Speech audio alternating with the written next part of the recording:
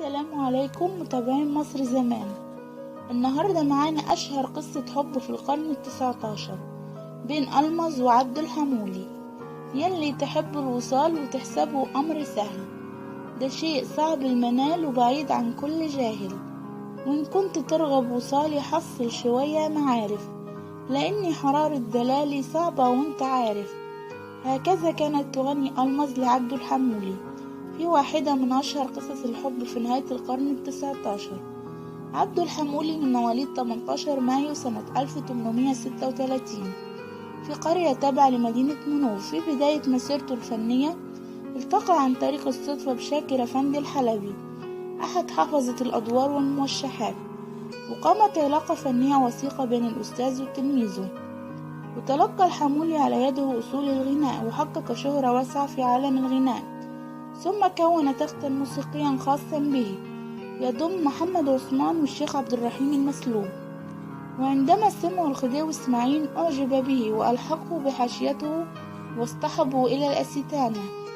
وهناك اطلع على الموسيقى التركية، وتعاون الحمولي مع كبار الشعراء ورجال الدولة الذين يكتبون الشعر أمثال البارودي واسماعيل صبري باشا والشيخ عبد الرحمن قراعة مفتي مصر في ذلك الوقت. وتوفى عبد الحمولي في 12 مايو 1901.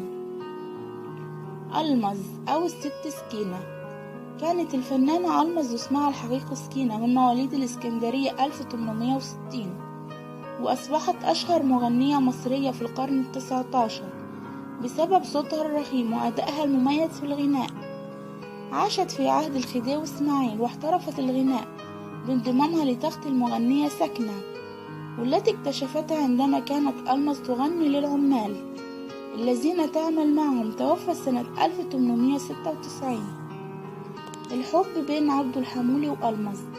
يقول المؤرخون الفنيون إن العلاقة بين عبد الحمولي وألمظ بدأت بعداوة فنية كبيرة بين المطرب المفضل للخديوي والمطربة الأشهر في زمنها، ومن هنا نشأ الصراع على اعتلاء القمة بلا منافس، إلى أن رآها في إحدى الحفلات التي جمعتهما وأعجب بها، وقرر إنهاء التنافس وتحويله إلى تمازج وقوة أكبر عن طريق الزواج وتقديم دويتوهات جمعتهما وكرست أسطورة حبهما.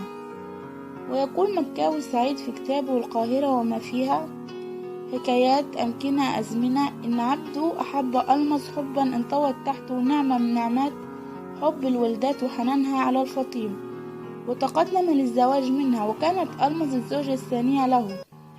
بعد زواجهما منعها من الغناء منعا باتا، مشيرا إلى أنه في ليلة زفافهما حضر أكابر العازفين وشيخ الآلاتية محمد خطاب، وأبدع عبده في الغناء إبداعا أخذ بمجامع القلوب.